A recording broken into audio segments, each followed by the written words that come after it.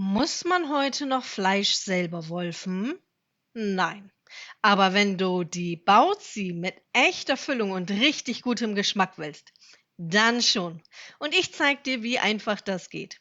Ich habe mir hier von meinem Metzger meines Vertrauens ein wenig Schweineschulter geholt. Diese Schwarte, die da jetzt noch dran ist, die mache ich später ab. Die wird auf gar keinen Fall weggeworfen. Und auch nicht hier der Knochen. Da lasse ich absichtlich ein bisschen Fleisch dran. Schwarte und Knochen friere ich ein. Da wird eine köstliche Suppe draus. Und dann bei 4,5 Millimeter die Scheibe einfach das Fleisch direkt einmal durchwolfen. Und das ist auch schon der größte Aufwand. Also es ist wirklich super einfach, sich das Fleisch eben selber zuzubereiten. Und tatsächlich, ich mache schon seit vielen Jahren Bautzebands und diese Variante ist wirklich die beste. Ein bisschen Sojasauce kommt hier jetzt noch mit hinzu, noch die gekaufte, aber einige von euch wissen es schon, ich arbeite an der selbstgemachten Variante. Dann ein wenig Sesamöl und geriebener Ingwer.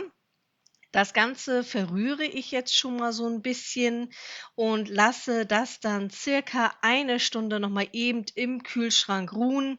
Dann kann sich das Aroma noch mal richtig gut entfalten. So, hier ein bisschen runterdrücken.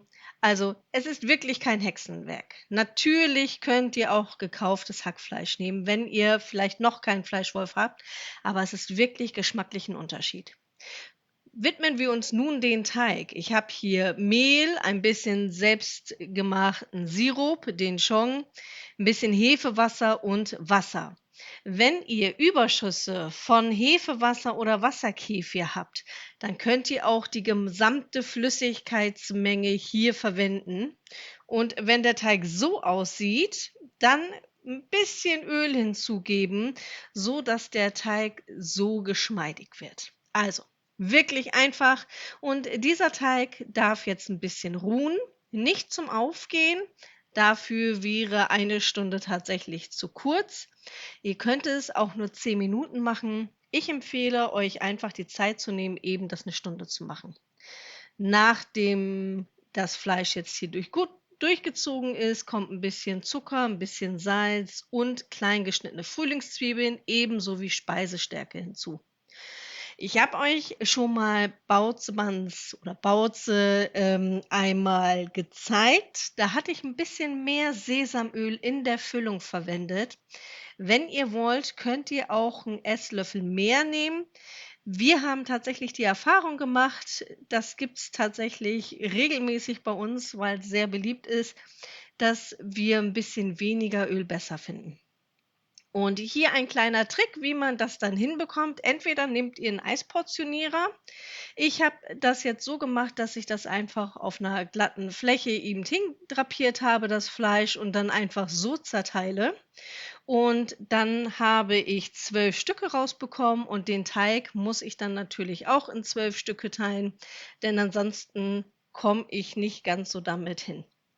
Wer möchte, kann sie natürlich auch kleiner machen. Dann macht ihr vielleicht so 16 Stück, so wie es für euch am schönsten ist. Bei mir finde ich, ist das mit den 12 Stück ganz gut. Das dauert dann auch nicht zu lange und die Kinder werden auch schneller satt. So, auch hier seht ihr ein bisschen Mehl und schon kann der Teig zerteilt werden. Das Tolle ist, falls ihr mal ein bisschen mehr Füllung habt, dann habe ich mir das angewöhnt, dass ich die Füllung dann schon in Kugeln geformt einfach mal einfriere und das dann sammle. Ich habe eine Zeit lang immer mal wieder irgendwie Füllung übrig gehabt. Ich weiß gar nicht, wie das kam. Und nach einer Weile hatte ich so viel Füllung zusammen, dass ich dann nur noch den Teig machen musste. Dann konnte ich die Bällchen hineingeben. Hat super schnell geklappt. Die Kugeln habe ich geformt und noch mal kurz 10 Minuten ruhen lassen. Dann rollt ihr das Ganze aus, aber es reicht, wenn ihr den äußeren Rand ausrollt. In der Mitte bleibt es ein bisschen dicker und dann kann die Füllung auch nicht unten durchgehen. Dann hier die Füllung draufgeben. Es gibt selbstverständlich auch die Möglichkeit, vegetarische und vegane Alternativen zu machen. Falls ihr Lust darauf habt, dann schreibt es mir bitte gerne in die Kommentare. Da lasse ich mir selbstverständlich gerne was einfallen. und ich habe verschiedene Varianten, wie ich die dann verschließe. Das ist jetzt hier eine ganz anfängerfreundliche. Ihr faltet das einfach wie bei so einem Fächer und danach verschließt ihr das einfach oben ganz grob. Also, das ist tatsächlich so das anfängerfreundlichste. Ich habe mir mittlerweile angewöhnt, dass ich das zwar hier fächer, aber ihr haltet das so zusammen, damit sich das obere Ende dann zuzieht. Hier ganz vorsichtig sein, aber das ist einfach Übung, je häufiger man das macht. Und dann könnt ihr es hier einmal zukleben. Dann habt ihr oben einen wunderbaren Kreis. Ich zeige das hier nochmal sicherheitshalber aus anderen Perspektiven. Und ich habe das manchmal auch so gemacht, wenn ich das einfach nicht hinbekommen habe oder keine Muße hatte. Dann habe ich die auch einfach nur halbiert zusammengeklappt, ein bisschen gefaltet und schmecken tun sie in jedem Fall. Aber es ist ja schön, wenn man sie macht und sie dabei dann auch noch wirklich gut aussehen. Und das ist tatsächlich mit ein bisschen Übung gut hinzubekommen. Und das Öl in dem Teig hilft nochmal.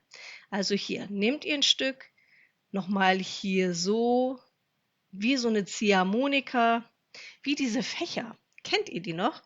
Früher hatten wir bei uns einen Eisladen, den gibt's leider nicht mehr und der hat jedes Mal bei so einer großen Eisbestellung, also bei so einer bestimmten Variante Eis, gab's immer so einen Fächer mit dazu. Das habe ich als Kind geliebt. So. Also, so sieht das Ganze aus. Die fertigen Teigtaschen, die kommen jetzt dann auf einen Dampfgarer. Ich habe da ja meinen Edelstahldampfgarer mittlerweile mit so einer Silikonmatte. Ich verlinke euch natürlich das ganze Equipment auch noch mal unten und falls ihr Fragen habt, schreibt sie mir natürlich gerne.